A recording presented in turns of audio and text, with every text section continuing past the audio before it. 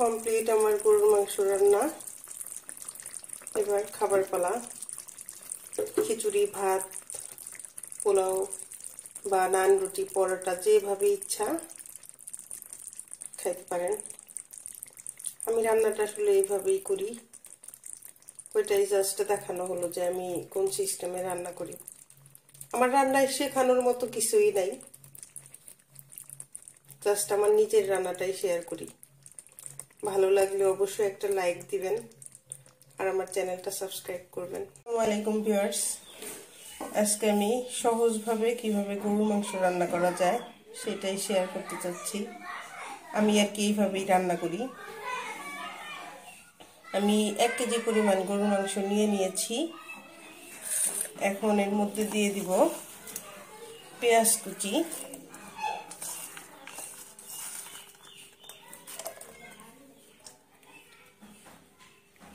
তারপরে দিয়ে দিব আদা বাটা, রসুন বাটা, জিরা বাটা,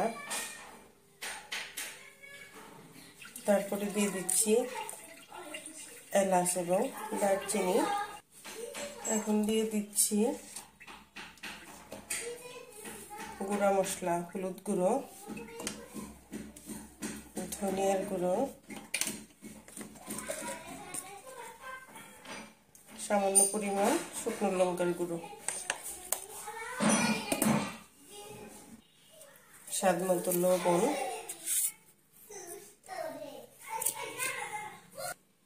এখন দিয়ে দিব অল্প পরিমাণ সরিষার তেল, কারণ গরুর মাংস এমনিতেই তেল চর্বি বেশি থাকে। আমি অবশ্য চর্বিটা নিইনি, তারপরেও তেলটা কম দিলাম। এখন যেভাবে একটু মেখে নিব।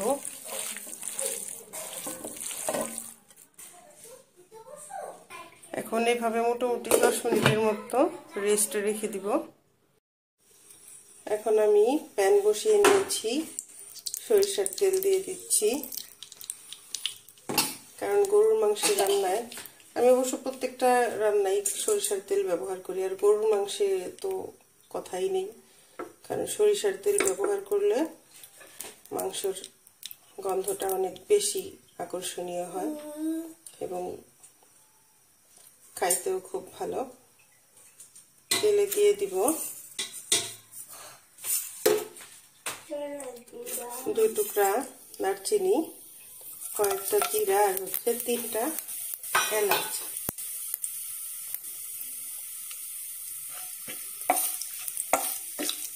অবশ্যই একটু ভেজে নিব। এলাচটা চিড়ে নিয়েছি।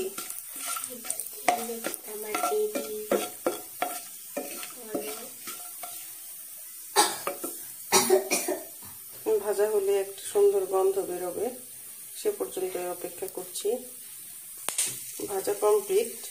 এখন দিয়ে দিব 4টা পরিমাণ পেঁয়াজ কেটে রেখেছিলাম, পেঁয়াজ কিছুটা।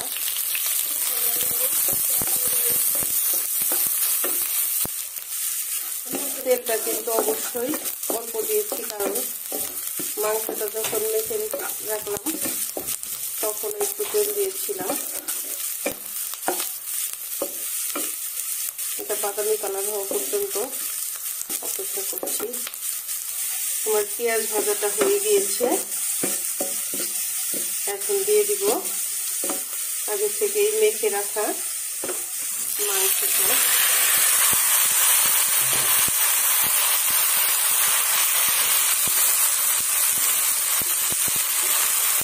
ভালো করে কেটে তুলে নিয়েছি। এখন 10 মিনিটের মতো ঢাকনা দিয়ে ঢেকে রাখবো। অবশ্যই আমি পানি দিইনি। দেখুন হালকা হালকা পানি এসে দিয়েছি।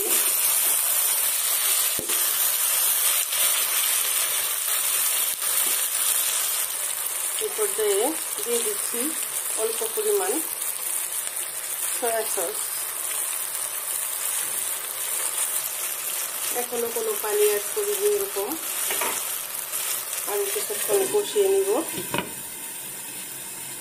মোটামুটি 5-6 মিনিট পরে আসলাম। এভাবে ভালো করে কিছুক্ষণ কষিয়ে নেব।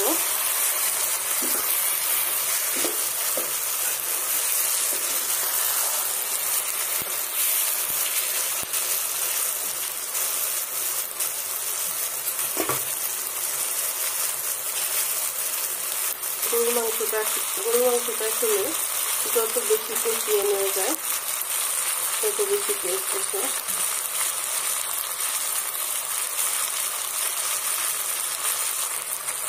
এখন দিয়ে দিব আলু। আলুটা অবশ্য অপশনাল, কেউ চাইলে দিতে পারেন, কেউ না চাইলে নাই দিতে পারেন, এটা যার যার পছন্দ অনুযায়ী। এভাবে মোটামুটি আগে 4-5 মিনিটের মতো আমি কষিয়ে নেব।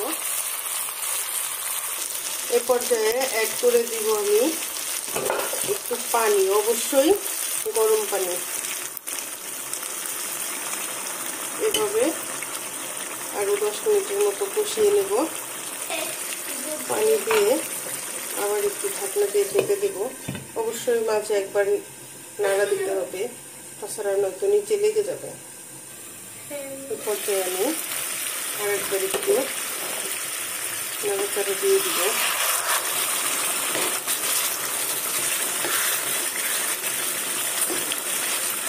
যাতে করে নিচে লেগে না যায়।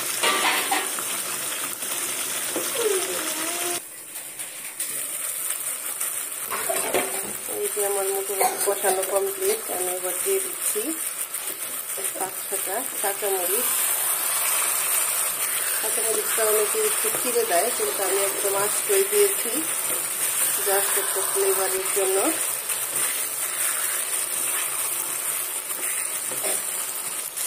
কষানোটা কমপ্লিট হয়ে গিয়েছে, দেখুন।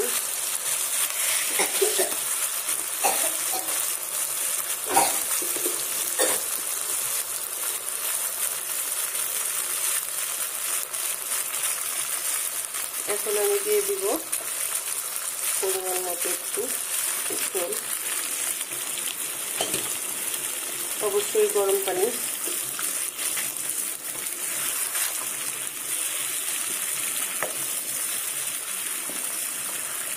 আর মাংসটা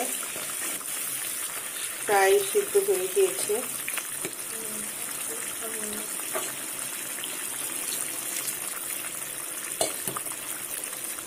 এখন আমি ঢাকনা দিয়ে ঢেকে রাখবো। দেখুন আমার রান্না কমপ্লিট। এই পর্যায়ে অ্যাড করে দিচ্ছি জিরার গুঁড়ো।